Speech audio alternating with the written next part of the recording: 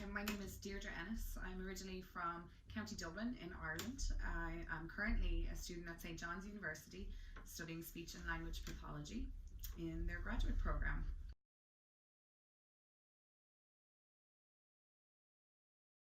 I originally wanted to work with children. I always imagined myself working with children, but now, since I've had some exposure to the adult world of speech and language pathology, I'm really interested in working in the dysphagia side of speech and language pathology.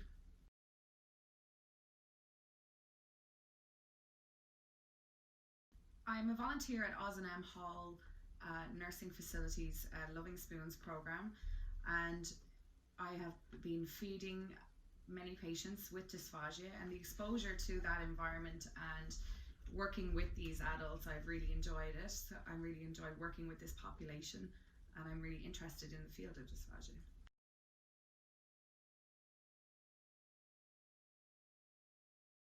Well, the clinical bedside exam examines 3 phases of swallowing. It looks at the pre-oral phase, the oral phase, and the pharyngeal phase.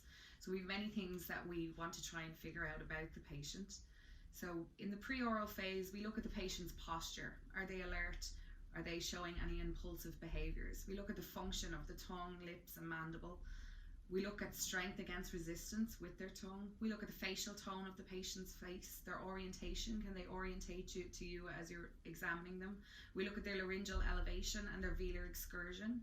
We look at the strength of their volitional cough, their dentition, their oral secretions, their oral hygiene. Do they have any abnormal reflexes such as rooting, biting, pursing? We examine their gag reflex and their spontaneous pharyngeal swallow. We also look at things like voice quality and respiration. Then we look at the oral phase of swallowing. We look at the feeding status of the patient. Are they NPO? Are they nil parose? Are they able to eat? If they are able to eat, what are their mealtimes behaviours? Are they able to orientate with utensils, cups and straws? Do they have good lip closure? Do they masticate well? Are they able to control the oral transit and organisation of their fluids in their mouth? Do they have a tendency to swallow poorly chewed food? And is there any pooling in the cavity, in the oral cavity while they are eating? And then we look at the pharyngeal phase. We look at the consistency of the food of their diet. Do they have an adequate pharyngeal swallow? Are there multiple swallows present, or are swallows absent? Are there delayed pharyngeal signs? Are there other pharyngeal signs such as coughing, wet gurgling breath sounds, and attempts to clear the throat? We also examine respiratory changes and if there's a presence of nasal regurgitation.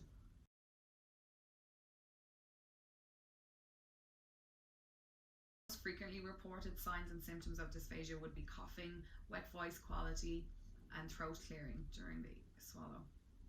There can be other possible signs like excessive secretions, for example, nasal regurgitation, foods ejecting out of the mouth, or struggle with posture when eating.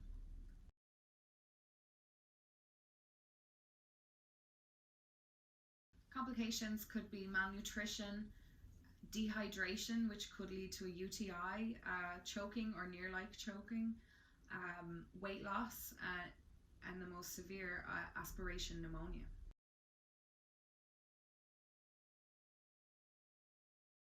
I would use the FEES if I was looking at penetration and aspiration, but I would use VFFS if I was looking at all 4 stages of swallowing.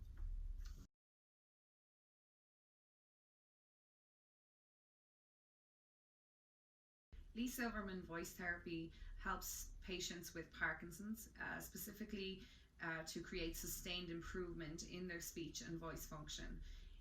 It improves their volume and pitch for inflection, and it recalibrates their voices.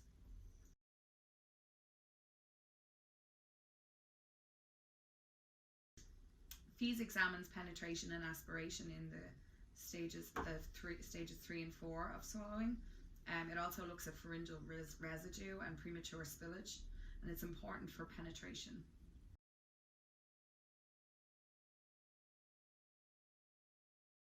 FEAST is a FEES exam, but it uses sensory testing also. It's testing the supralaryngeal nerve, and it examines focal fold adduction.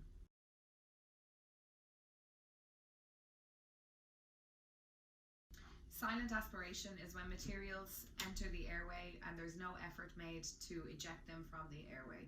So the patient is silently aspirating.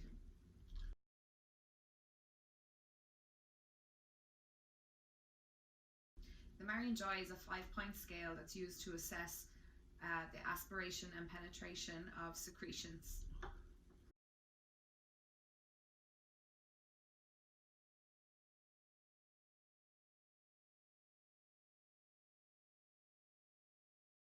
People with a right CVA show behaviors of impulsiveness, poor judgment, oral and pharyngeal stages of dysphagia, and inability to eat safely.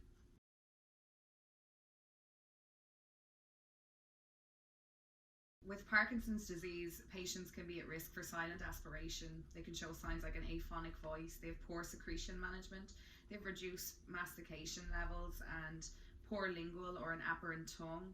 They have difficulty propelling the bolus down. They have difficulty propelling the bolus.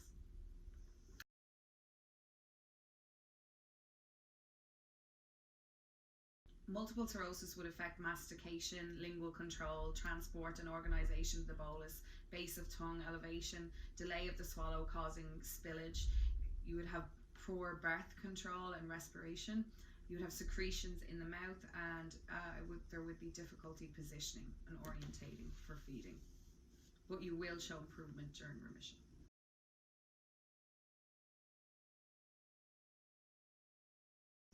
When you're choking, you're not able to phonate. If it is near like choking, you're still able to phonate and you will be able to cough.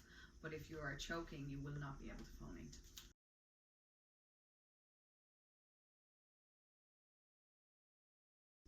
MBS-IMP is a universal objective measure of swallowing. So it's used worldwide and it's valid and reliable as a scale to rate the severity of the dysphagia.